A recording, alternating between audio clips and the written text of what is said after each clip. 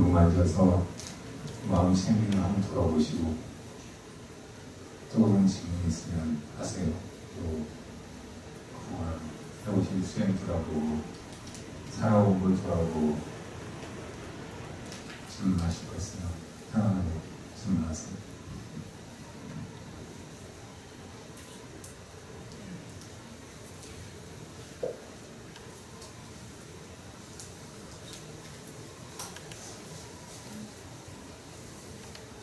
오늘 스님 꾸준한 호흡 감사합니다. 손방울을 잡기만 해도 저기 면하고 능력이 태어나는데 우리는 모두 축복받은 그만 저기 파도를 챙기다 보면 순조롭게 파도가 들리기도 하는데 어쩔 때는 끄달리다가 파도를 입고 있을 때가 있어요. 그러면 자각을 하고 이제 마음을 챙겨서 그 파도를 챙기는데 또 무심히 하다 보면 그냥 의식을 안 하는데 파도가 들려져 있는 거예요. 그러면 그 의지적으로 그러니까 파도를 못 챙겼을 때 자각을 하고 의지적으로 챙기는 것과 또 무심히 들어있는 상태에서 그냥 그 자각을 하는 거하고 깊어지면 완전히 그 무심한 상태에서 들려져 있는 상태가 더 다른습니다. 네. 그리고 얼마 전에 이제 막내딸이 언니가 그 회사에 이제 20년 장기 근속을 해가지고 해외여행을 가는데 제가 이제 몸이 아프니까 외손주 막내딸이 이제 아들만 데리고 5살짜리만 데리고 이제 4살짜리 소녀를 저한테 맡기고 갔어요. 근데 제가 작년에 팔 2번 수술한 후로 이제 족비를 이렇게 대나무로 물리치료 대신 제가 이제 스트레칭을 하는데 그런 기구를 다 가지고 이제 딸내집에서 소녀를 같이 이제 하면서 하려고 이제 가지고 갔는데 뭐 할 시간도 없고 뭐 24시간 케어를 해야 되는데 어린이집도 안 간대요. 그래가지고 저기를 하는데 어느 날 화장실에서 수건을 가지고 나왔는데 이렇게 안고는 가만히 서는 거예요. 그래서 왜 갖다 걸어놔라 그랬더니 손 씻고 나왔는데 수건을 들고 의실에 서 있는 거예요. 그래서 갖다 걸어놔라 그랬더니 싫다는 거예요. 고집을 부리는 거예요. 그래서 왜 그럼 외할머니가 걸어놓을게 그러고 싫어 그러는 거예요. 근데 심상치가 않아요. 그래서 왜 그래? 그러면 어떻게 네가 걸어놔? 그러니까 막 우는 거예요. 왜 우냐고 이제 저는 울면은 그걸 못 참아요. 다 참는데 오니까 왜 우냐고 그러니까 싫어 그 말만 하는 거예요. 그런데 그럼 왜 이러면 간다. 제가 화를 했어요. 혼자 나도 그러니까 싫어 하더니 나중에 그러는 거예요. 그 팔이 안 닿는다는 거예요. 그러니까 지 수건은 낮은데 어른 수건은 높잖아요. 그러니까 그거를 갖다 걸어놔야 되는데 그게 안 하는데 그 말을 안고는 이제 혼자서 고집을 피우는 거예요. 그래서 그랬구나. 키가 안 닿아서 그랬구나. 그러면 할머니한테 말을 하지. 그리고 이제 제가 걸어놔면 제가 수행을 해가지고 그 수행을 떠나서 외할머니 당연히 외손이 얼마나 예뻐요. 눈에 넣어서 안 아플 정도로 말은 그러는데 어떻게 그거를 못 참고 얘한테 화를 냈을까. 순간 제가 정말 한심하고 얘한테 너무 미안하더라고요. 근데 또 어린이집을 보내려고 그랬는데 잠깐 보내는데 어린이집에서 저기가 온 거예요. 안 가려고 그래요. 그래서 4박 5일 동안 제가 24시간 케어를 하는데 데리고 왔는데 엄마를 떨어지니까 정서적으로 약간 불안감이 있어서 제가 오다가 친구를 만났어요. 그래가지고 승민이라는 게 있는데 걔 이름을 부르면서 그렇게 웃어요. 그래서 제가 승민이 그러니까 둘이 깔깔거리고 얼마나 둘이 그때 마음이 하나로 이제 통하는 거예요. 얼마나 웃었는지 몇 분 동안 웃었는지 모르겠어요. 누가 그렇게 웃었는지 얘하고 저하고 그렇게 웃었는데 요새 제가 몸이 이렇게 팔 수술한 후유증으로 오른쪽으로 이렇게 저리면서 바랬는 데가 전기포도 꽂은 것처럼 이렇게 저리면 너무 아프거든요. 근데 얘 보면서 일어날 때는 그냥 한참 있다 하고 일어나면 이제 툭툭거리면서 돌아다니면서 이제 뭐 놀이터도 가고 산책도 하고 이제 여러 가지 저기를 했는데 얘한테도 그렇고 집일수도 그렇고 몸이 이렇게 아프면서는 아주 작은 일에도 예민이 돼가지고 금방 그게 감정 조절이랄까요? 그게 저기에서 불쑥불쑥 나오는데 그런 걸 어떻게 제가 조절을 해가겠지? 네, 여쭙고 싶습니다.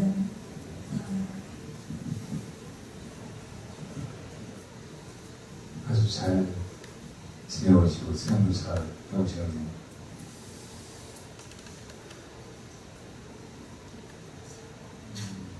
먼저 두 번째 질문에 대답을 해드립니다.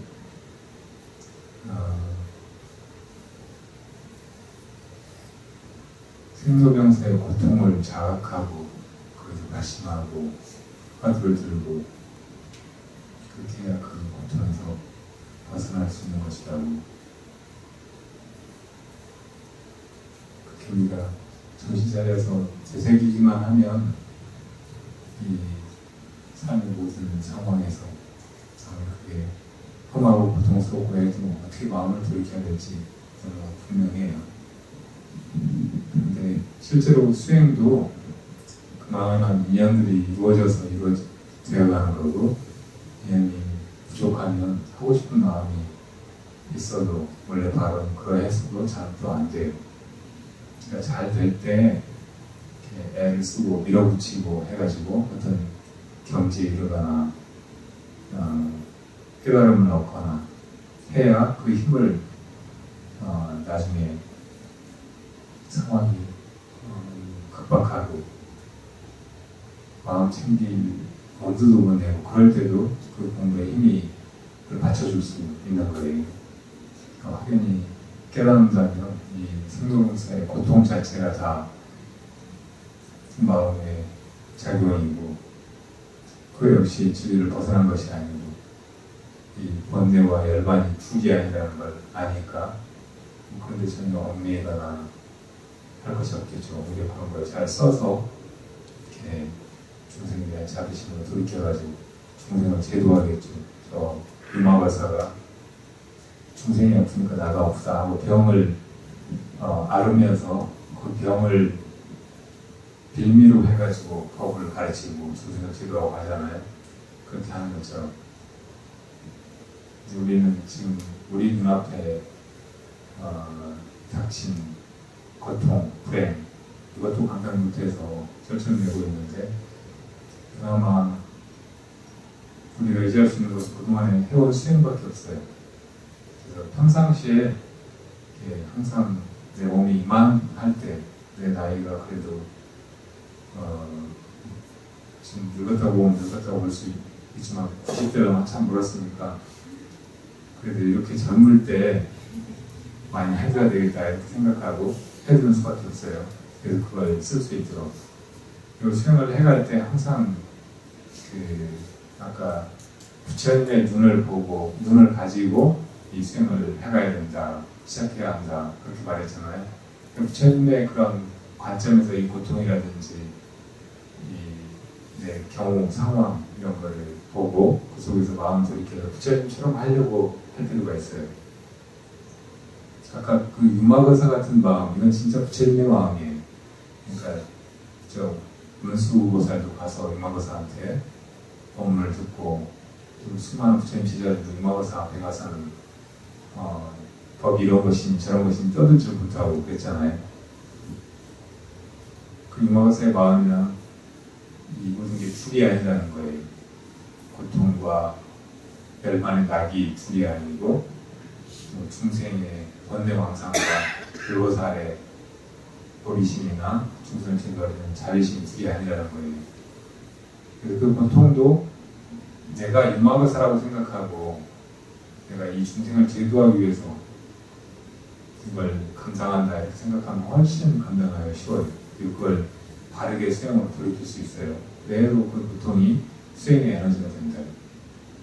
그렇게 그 거친 고통도 그렇지만 우리가 일상적으로 번뇌망상이 떠오르거나 잠이 오거나 내 수행을 방해하는 무슨 일들이 벌어지거나 하는 것들도 다 내 수행을 돕는 것이다 생각하고 이것이 바로 진리의 모습이고 이것이 바로 다 내 마음 안의 일이고 내가 바르게 마음 그다는 수행을 해서 이것을 쓸 수 있으면 그게 하나도 잘못된 것이 아니라는 걸 알고 그런 상황을 헤쳐나가고 수행으로 돌이키고 하면 훨씬 잘 살아갈 수 있고 또 자기 수행도 그 가운데서 정말 힘있게 나아가고 그런 게 하나도 잘못되거나 헛된 것이 없어진다는 말이에요. 죽비 가지고 가서 그냥 아픈데 때리면서 스트레치 한다 생각하지만 죽비 한번 때릴 때마다 화도 들고 생각 애가 또 막 그렇게 고집 피우거나 마음 같지 않게 막 이유도 없이 생태를 쓰거나 울거나 막 그렇게 해도 그게 나를 경책해주는 것이다 생각하고 거기서 더 발심하고 마음을 바르게 챙기고 이렇게 하면은 아이들 보는 것과 내 수행 챙기는 것이 전혀 틀이 아니에요. 당신은 다 고마운 인연들이고 선지식 가르침이고 바로 그 자리가 중생에게 이 불법을 회양하고 중생을 제도하는 현장이 된다. 그리고 첫 번째 질문도 아주 중요한 것인데 이 세상 모든 일은 해도 끝이 없는 것들이에요. 아무리 욕심부려서 높은 목표를 설정해가지고 그걸 이루고 봐도 그보다 더 높은 경지가 있어요. 돈을 아무리 벌어봐도 더 벌고 싶어요. 아무리 높은 자리에 올라가도 그 권력이 충분하지가 않고 아무리 무슨 재주를 부리고 올림픽에 나가서 금메달 따고 해도 다음에 더 따야지 이런 생각이 들고 끝이 없는 일인 거예요. 다. 이 불법 수행은 일을 마칠 때가 있어요. 일을 마치기 위해서 하는 거예요. 정말 가파르고 가장 높은 그 목적지를 향해서 나아가는 이 수행이 이렇게 끝날 때가 있다는 것이 얼마나 다행인지 몰라요. 끝날 때 보면 단박에 끝나요. 너무 그냥 시원하게 동호라고 하잖아요. 갑자기 몰로 깨친다고. 그 다음에 진짜 아무 일이 없어요. 무사행이 되는 거예요. 굳이 뭔가 한다면 그런 일은 자기가 자기로 억지로 마음 내가지고 노력해서 하는 게 아니고 그냥 물 흐르듯이 일어나는 일뿐이에요. 원래 우리 마음이 그러하기 때문에 그렇게 펼쳐질 뿐이라고. 부처님 중생을 제도한다고 하지만 이게 일 없는 일이지 우리같이 중생의 오심으로 이것저것 한다는 생각을 가지고 그 업의 과보를 받으면서 그렇게 하는 일이 전혀 아닌 거예요. 그리고 그렇게 나아가는 수행의 길도 처음에는 참 힘들어요. 도무지 될까 싶고 해도 이게 끝이 날 것 같지가 않고 노력을 하는데도 전혀 진치가 안 느껴지고 이 높은 수행일수록 더 그래요. 다른 여타의 수행을 조금 해보면 그만큼 이렇게 변화가 느껴지고 제 마음이 자기 스스로 생각할 때도 옛날보다는 좀 고요해졌구나, 더 편안하구나, 조금 자비심이 생겼구나 이렇게 느낄 수가 있는데 화두 들고 이렇게 하는 수행은 도무지 나아가는 것도 없고 나아지는 것도 없고 얻는 것도 없고 이걸 진짜 해야 되나 이런 회의가 점점 더 커지는 거예요. 이게 이제 높은 수행의 그런 난점이라고. 그걸 잘 극복해야 되고 그렇게 하는 데는 정말 큰 믿음이 필요해요.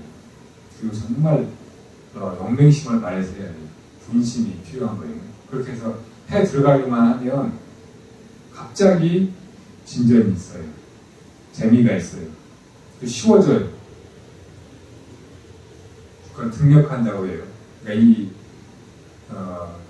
하도 들고 의심해가는 조사의 선은 갈수록 쉬워지는 길이에요. 점점 힘이 덜리는 길이라고. 그전에는 애를 쓰고 이거 도무지 되지도 않는 걸 그냥 길을 쓰고 생자를 왜 쓰는 것 같은데 그렇게 하다 보면 어느 순간에 확 힘이 덜려가지고 그냥 되는 거예요. 의심이 딱 이제 내 자리를 잡으면은 의심을 꼬리를 문다고. 자기가 점점 아무것도 안 하는데 그냥 공부가 되어 나가는 거예요. 하수가 자기를 잡고 놔주질 않아요. 그러고 그냥 타파될 때까지 공부 끝날 때까지 그냥 가버리는 거예요. 갈수록 쉬워지는 길이라고. 등력하는 공부인 거예요. 그래서 누구든지 길이 그렇게 되어 있다는 것을 알고 처음에 조금 안 될 때 그때 애쓰고 잘 참아 넘기고 인내심을 가지고 큰 믿음을 가지고 해나가야 된다. 이게 제일 높은 길이고 제일 빠른 길이고 경절문이라고 하느냐 하면은 그렇게 딱 힘만 얻으면 단박에 되는 것이라서 그래요.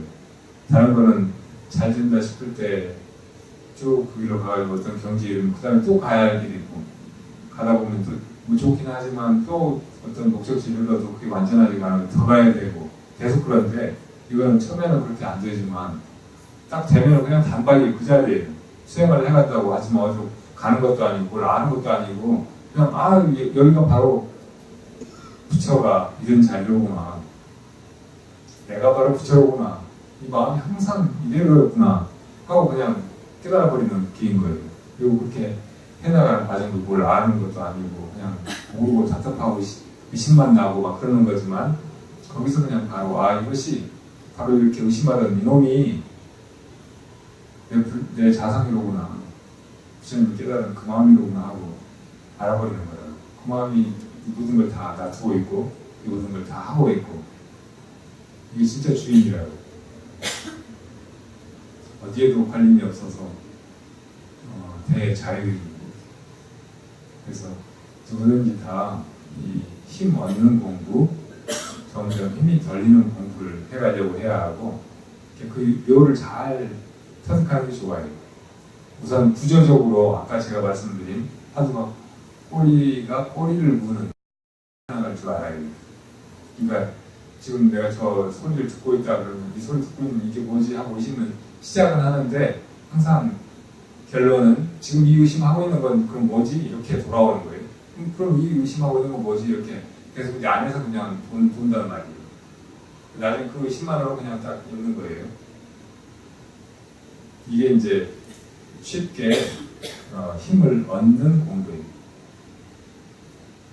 다른 거 다 그 절차를 배워가지고 그때 마음을 이렇게 쓰고 그 다음에 이걸 하고 저걸 하고 막 이렇게 하는 수행하고 다르게 이건 단박에 그냥 그 자리에서 들어가가지고 그 자리에서 바로 수행이 다 이루어지는 그런 길인 거예요. 그렇게 힘을 얻는 묘를 자기가 잘 터득을 해요. 그래서 이제 이게 그냥 이렇게 쭉 되어나가더니 거기다 억지로 막 뭘 갖다 들이붙이려고 하거나 애를 쓰려고 하거나 당장 답을 막 어디서 찾으려고 하거나 하지 말고 그냥 그대로 가게 두는 거예요.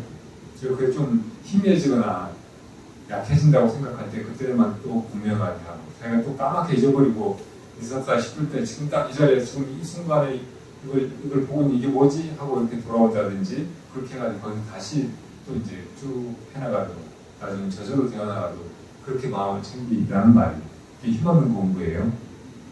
힘만 얻을 줄 알면 저절로 그 공부를 이룬다고.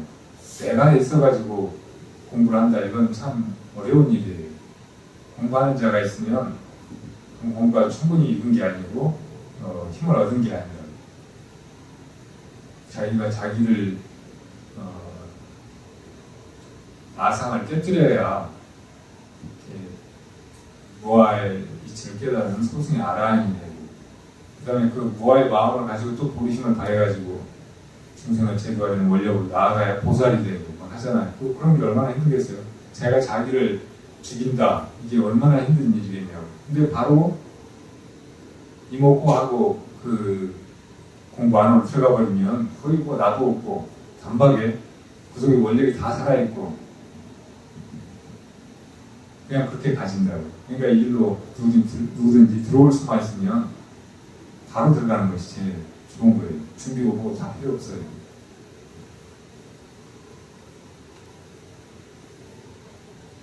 너무 좋은 것도 애써 얹지 않으면 그렇게 좋은 것인 줄 모르고 그냥 쉽게 버려버릴 수 있어요. 여러분들한테 지금 바로 여러분들 마음이 부처님 깨달은 그 마음이다. 그걸 참고하라. 이렇게 가르쳐주는 선이 베풀어 부러진다는 거 이건 정말 드문 일이에요. 이 법계 말세에 이 엄마는 중생들이 이런 길을 만났다는 것이 지금 이 세상에 무슨 행제보다도 더한 행제라는 거예요. 그 감사함이나 다행스러운 걸 잊어버리지 말고 정말 소중하게 지켜가야 된다는 말이에요.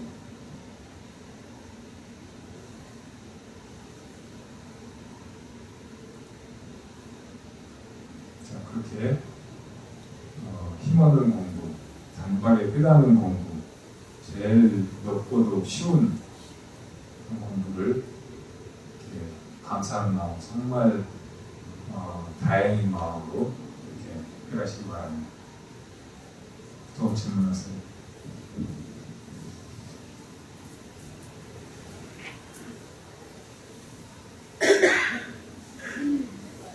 질문 안 하려고 했었는데 사실은 상중이라서 이거 나오면 안 되는데 전혀 없어요. 그래가지고 어머니가 상주에 절에 와가지고 기도하시고 수행하시고 하는 것처럼 좋은 효성력이 있어요. 어머니가 돌아가셔가지고 이제 상제가 돼요. 네. 77 49제에 대해서 그 공덕에 대해서 좀 말씀해 주시고요. 네. 사실 저는 지금 며느리가 못 때가 시어머니 본도 몰랐어요. 그래가지고 처음에 자기 본도 모르는 사람도 많아요. 그 사람 어디서 오셨어요? 저는 금령이라고 금명에서 왔어요. 진짜로요? 그건 아닌데 그렇다고 하더라고요. 근데 우리 어머니는 당신도 광산김신 줄 알았대요. 그래서 네. 처음에 이렇게 해놨는데 그 똑똑한 신우가 화적 원본을 떼와가지고 순천 원본 김씨래요. 근데 그것도 바꿨잖아요. 그래가지고 진짜 직원 망신이 모르니까 이거 뭐 괜찮아 그냥 올라가지고 그렇게 해놨는데 시어머니한테 어디서 왔냐고 한번 물어보세요. 우리는 시어머니가 두 분이어가지고 헷갈렸어요. 진짜 안 되는데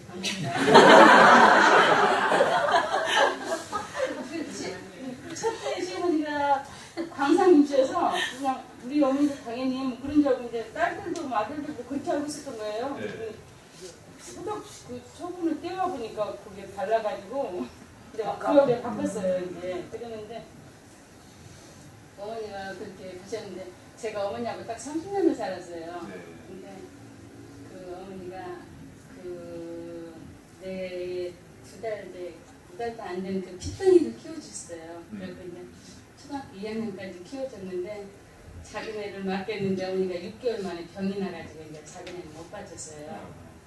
근데 나는 나대로 그렇게 어린 걸 떼어놓으니까 그냥 뭐 시집에 별로 고맙지 않았고 어머니는 또 그 지새끼 키워주니까 별로 잘하지 않으니까 고맙지 않았고 이제 그런 간도 했었는데 어머니가 돌아가실 때는 4개월 병원에서 계시다가 돌아가셨어요. 네. 근데 저기 그 전까지는 혼자 손수 뿌리 잡수시고 근데 딸이 엄마 좀 수술 좀 허리 다쳤다고 수술 좀 해준다고 병원에 모시고 갔는데 그냥 그때로 바로 모신 거예요.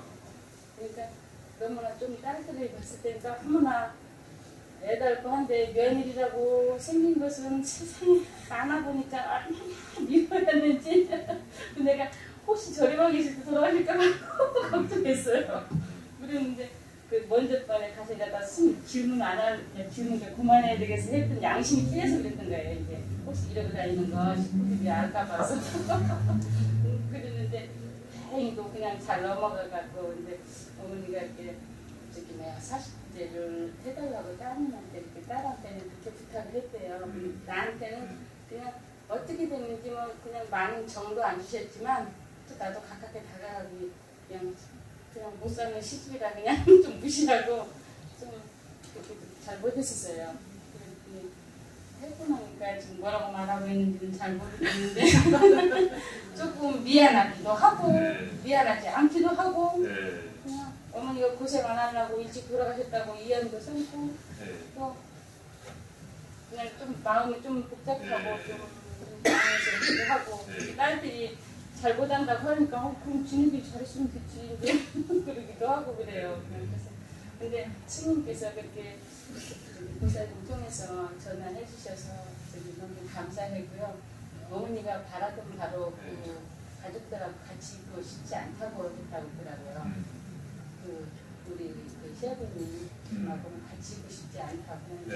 그 뜻을 또 받들어줘야 되는 건지 네. 그것도 궁금하고요. 네. 네. 이 모든 게 다 마음에서 벌어지는 꿈 같은 것인데 꿈이 진행되는 건 다 인연 따라 이루어져요. 있는 우리 마음, 그때그때 쓰는 마음이고 마음으로 짓는 것이고 이거는 이제 주변에서 그 인이 결과를 향해서 나아가도록 돕는 이러저런 제반 조건들이 그래서 이렇게 전생에 그런 인연이 있었고 저와 지중한 인연이었고 그러면 그걸 벗어나기가 힘들어요. 그래서 그런 인연 따라서 되어나가는 것 이걸 보면 어떤 사람이 꼭 뭘 잘못했다, 어떤 사람이 잘했다, 어떤 사람이 저렇게 하는데 나는 왜 그렇게 못할까 그런 걸 비난하고 자책하고 막 그럴 것이 없어요. 인연 따라서 어떤 사람은 어떤 사람을 만나고 어떤 사람은 어떤 사람한테 의인이 되고 또 어떤 사람은 악연이 되고 그렇게 좋은 역, 나쁜 역 이런 걸 막 복잡하게 해가면서 이게 뒤엉켜가지고 돌아가는 게 우리 인생사라고.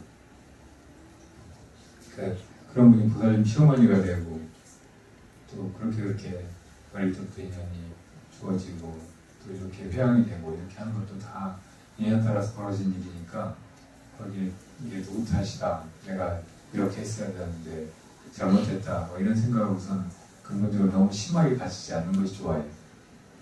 그리고 그보다 더 중요한 거는 이제 아까 말한 보리심을 가지는 거 나도 다른 사람도 이렇게 멀고 가까운 인연 속에서 다 길을 못 찾고 헤매면서 고통당하고 있으니까 결국은 누구나 다 불법의 이 가르침 안에 들어와가지고 결국 생로병사에 반복되는 그런 괴로움에서 다 벗어나기를 기도하고 발언하고 그러니까 내가 이렇게 발심 한번 하는 거, 그 보리심을 한번 내는 거 이것이 다른 사람한테도 해줄 수 있는 제일 큰 도움이에요. 가끔 길 가다가 그 동물들이 차에 치여 죽어 있으면 이렇게 스님들이 발부리심이라 하고 마음속으로 하고 그냥 지나가거든요. 그 동물 살았을 때 내가 해준 거 하나도 없고 죽을 때 뭘 챙겨준 것도 없고 그렇지만 발부리심하라고 한번 축원해주는 거 이것이야말로 그 중생을 이 생로병사에 거듭되는 고통에서 아주 건질 수 있는 것이니까 내가 그렇게 마음 되는 거 이게 나의 최선이라고. 그리고 그것도 이제 부처님의 원이기도 하고 그러니까 그 부처님의 마음을 생각하면서 부처님의 그런 봉헌을 생각하면서 이렇게 축원해주면 이제 죽어버린 것이고 그냥 내가 그 전에 이렇게 동물들 보호하기 위해서 그 찾기 위해다가 동물 이동로 같은 거 이런 거 만들자고 부르짖고 막 그렇게 하지 않았어도 그게 이제 그 동물한테 정말 도움을 주는 것이지 뭐 그렇게 해서 동물들이 조금 더 오래 산다고 해도 결국 생로병사를 피할 수 있는 건 아니잖아요. 제가 가축들도 그렇고 자기 가족들도 그렇고 주변에 멀고 가까운 친지들도 그렇고 전혀 모르는 다른 사람들도 그렇고 다 결국 우리가 제일 크게 도움을 주는 길은 보리심을 바라는 것, 또 보리심을 바라도록 해주는 것이라고요. 그런 마음이면 되는 거예요. 그리고 우리가 그 보리심을 가지고 살아간다면 지금 이렇게 살아있는 중생들도 다 결국은 이 괴로움에서 벗어나서 함께 부처님의 그 마음자리로 돌아가야 될 고통스러운 중생들이지만 이렇게 세상 살다가 죽은 중생들이 얼마나 많아요. 그 지금 아직 태어나기 전인 중생들, 다른 세계에 가 있는 중생들 다 결국은 우리하고 다름없는 생로병사에 헤매고 있는 그런 중생에 지나지 않는다.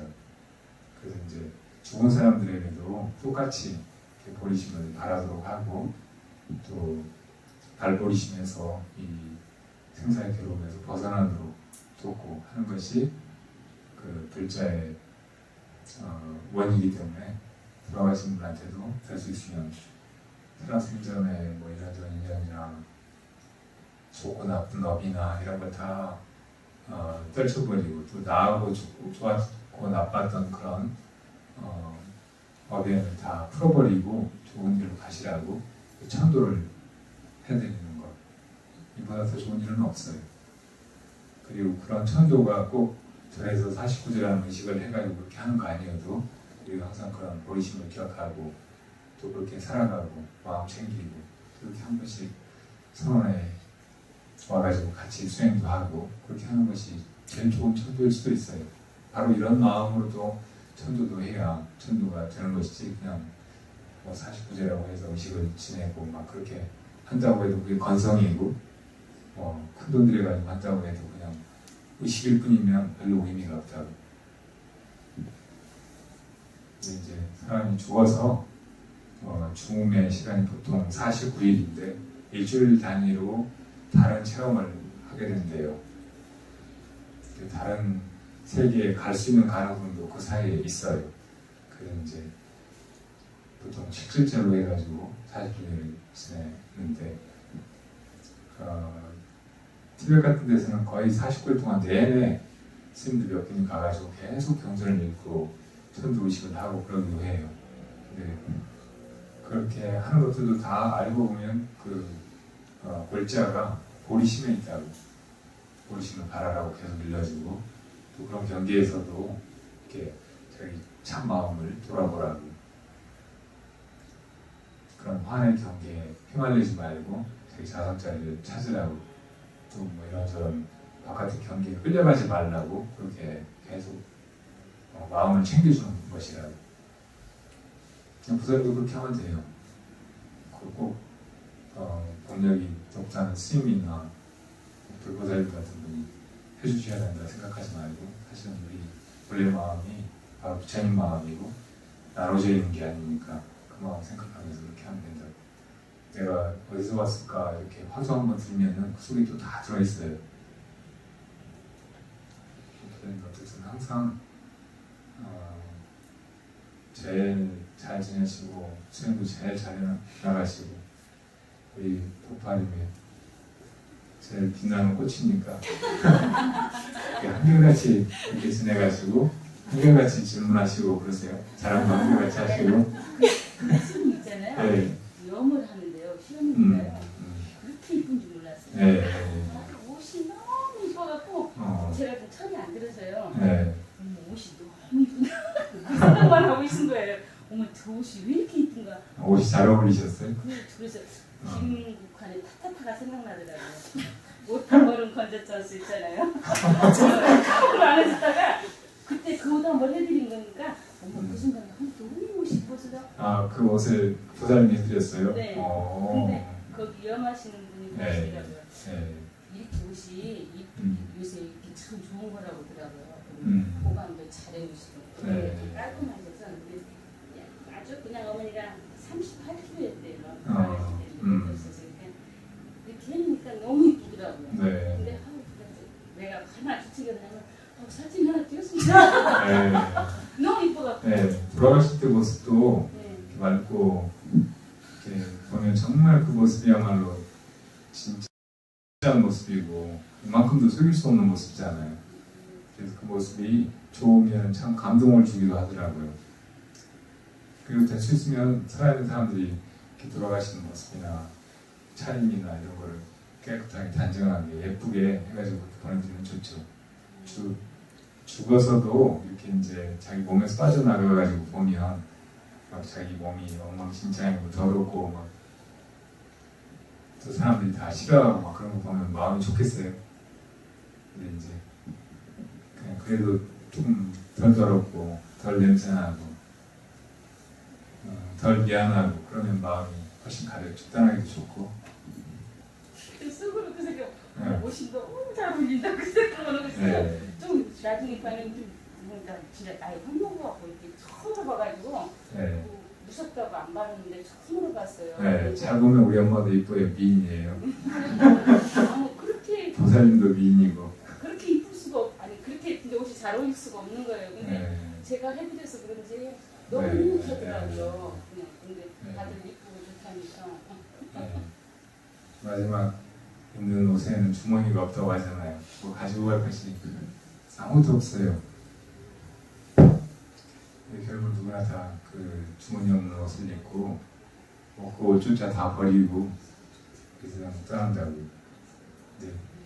그 떠난 그 뒤에 남겨진 모습, 이미지 그런 거는 조금 부담이 될 수 있어요. 그러니까 잘 살아야 하고 또 살아있는 사람들이 그걸 좀 잘 지켜드리는 것도 좋은 일이다. 그래서 돌아가신 분 철도할 때 그분을 위해서 그분이 남긴 재산이나 뭐 이런 거 가지고 대중 공양을 한다든지 불전에 올린다든지 그렇게 해서 복을 지어드리는 거예요. 그분이 살아생전에는 못했지만 어떤 그분 재산으로 남긴 거니까 그걸 그렇게 해드리면 그분 복이 되는 거예요. 이제 뒷모습을 더 가볍게 더 아름답게 이렇게 해드리는 거죠. 우리가 살았을 때 그렇게 스스로 할 수 있으면 제일 좋고 살았을 때 돌아가시기 전에 그분이 그렇게 할 수 있게 도와드리면 더 좋고 그렇죠. 네, 좋아요. 네.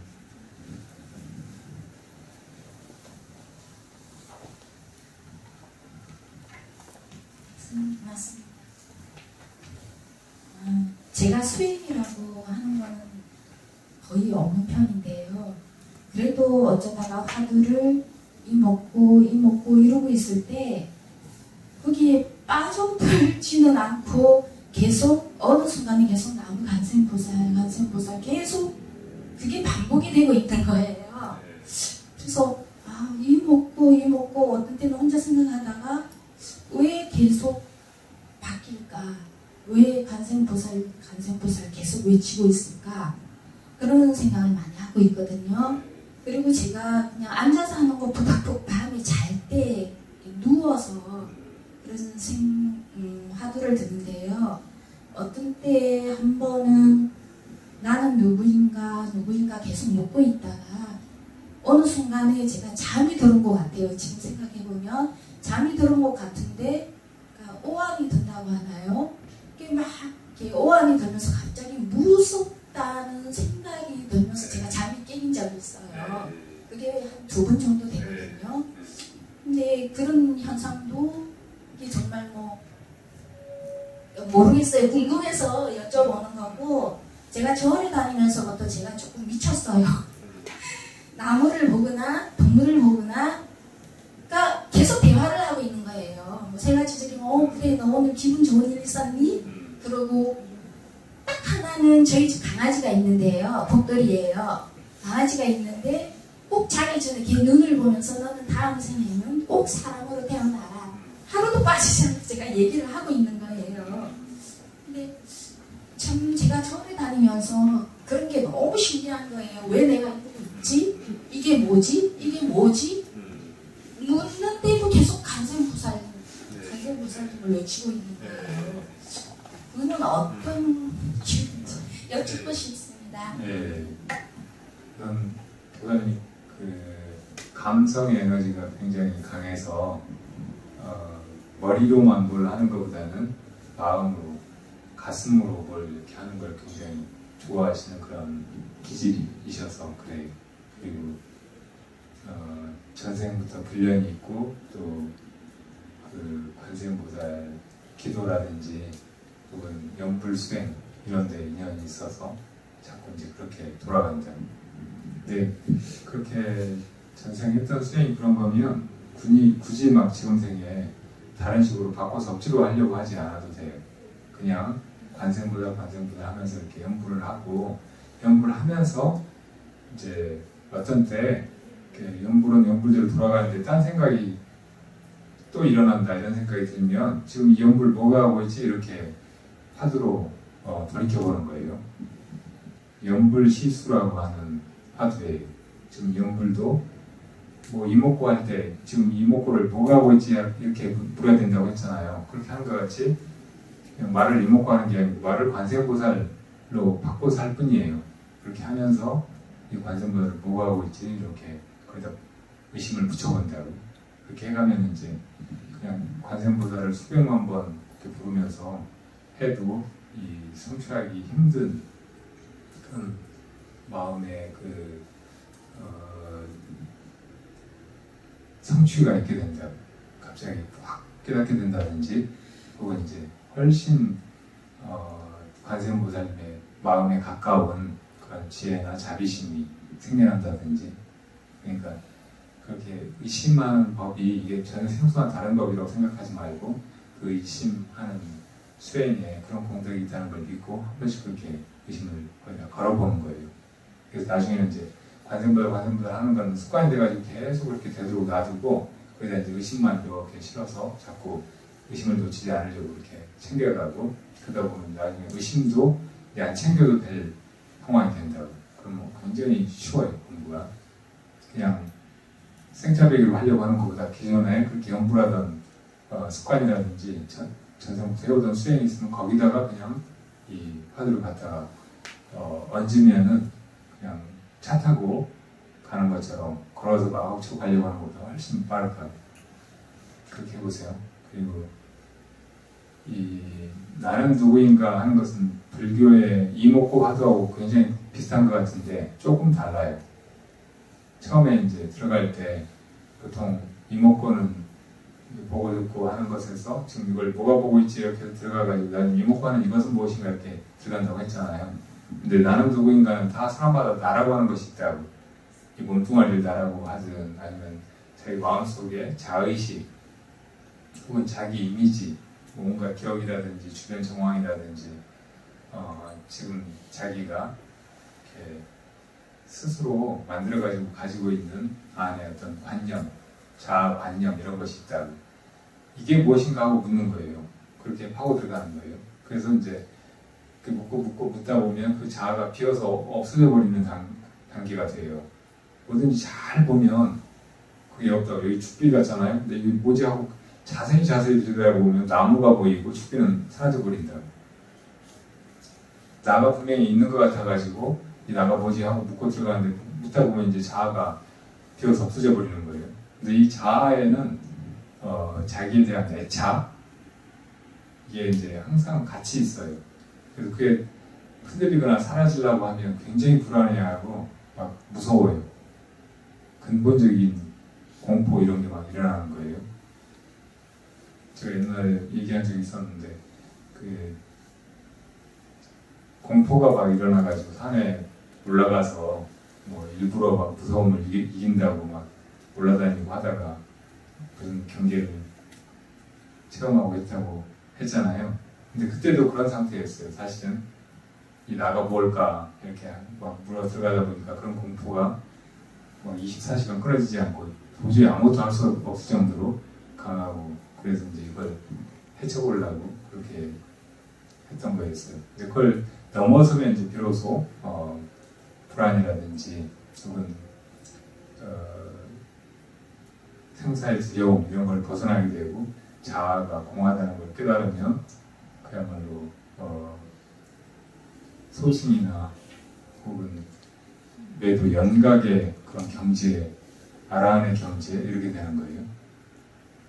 그렇다고 해도 이 자아식의 뿌리가 아주 깊어가지고 겉으로 이제 어떤 생각으로 자아관념 뭐 이런 것처럼 일어나지 않는다고 해도 근본 문명이 사라진 것이 아니어서 역시 이제 뭐 이런저런 상황에서 매하고 또 화두를 들이대면 대답을 못해요. 확 막혀요. 그래서 이제 그 상태에서 이 무아의 그런 마음 자리에서 이 모든 것이 어떻게 이루어지고 있는가, 그 근원이 무엇인가, 이것도 참고에 들어가야 이제 근본 무명이 사라진다고. 그래서 그렇게 나아가려면 처음부터 나는 누구인가 하는 것보다는 이목구 이것이 무엇인가 이 화두를 가지고 들어가는 게 좋은 거예요. 나가 사라진 상태에서 보는 것이 있고 또 자기 마음 안에 업이 움직이고 이렇게 하면 그건 이제 자의 뿌리가 뽑힌 게 아니고 또 자의식이 드러나가지고 역시 욕심부리고 어리석게 행동하고 막 그렇게 되거든요. 그래서 이제 이목고 화두로 돌이켜가지고 하는 것이 나는 누구인가 하는 의심은 누구나 다 있어요. 그렇게 다 이제 자기중심적이고 자기가 제일 관심이 많은 존재이기 때문에 이걸 이제 더 근사하게 치장해서 내보이려고 하고 또 더 개선시키려고도 하고 막 하지만 많은 경우에는 진짜 이게 뭐길래 그러지 하고 묻게도 된다고 생리적인 그런 화두라고 할 수 있어요. 근데 아까 말했듯이 이목구 화두에 비해서 중간적인 질문이어가지고 그 다음에 또 해야 될 것이 있기 때문에 처음부터 그렇게 들어가는 것보다는 이목구 화두가 바로 나의 그 근원을 깨닫게 하는 궁극적인 처음부터 끝까지 해나갈 수 있는 질문이니까 이목구 화두를 하는 게 좋아요. 네.